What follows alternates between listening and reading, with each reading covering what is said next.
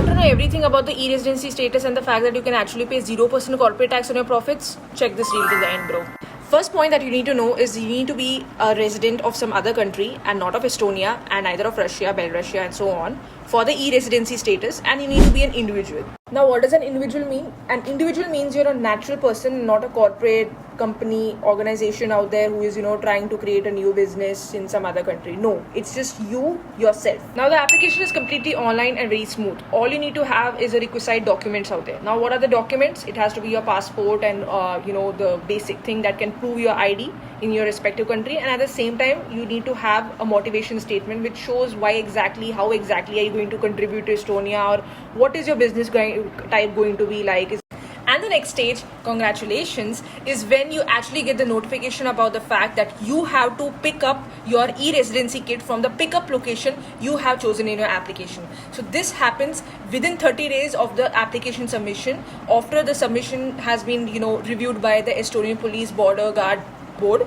Now the question arises, where is my pickup location? Obviously, it is a place which is closest to you. So let's say I'm from India and I need to collect it from some specific state which actually collects these e-residency kits. It is Delhi for me. So I would have to go travel Delhi and all that. All charges are for me. And all of this has to be done 6 months from the date when notification has arrived to you that you can collect your e-residency kit from your pickup location. What should you expect in the e-residency kit? So once I get it, I have to make sure that certain things are there. There are 3 of them. So the very first thing is a digital card. So what is my ID card? What is going to prove that I actually have the e-residency is the digital ID card. Second thing, how will I make sure that when I create the online business, when I register for it, or when I do any legal activity, I can do it. I put the correct card details and the people can verify, the authorities can verify.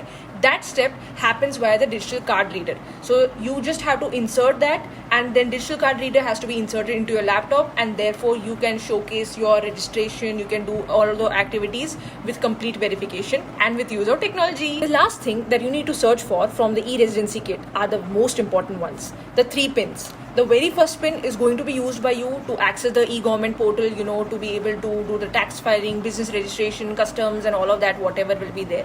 Second one is going to be used by you for you doing the digital signatures. You are going to be running a business, you'll have to do lots of contract signatures and all that. So second one is going to be used for that.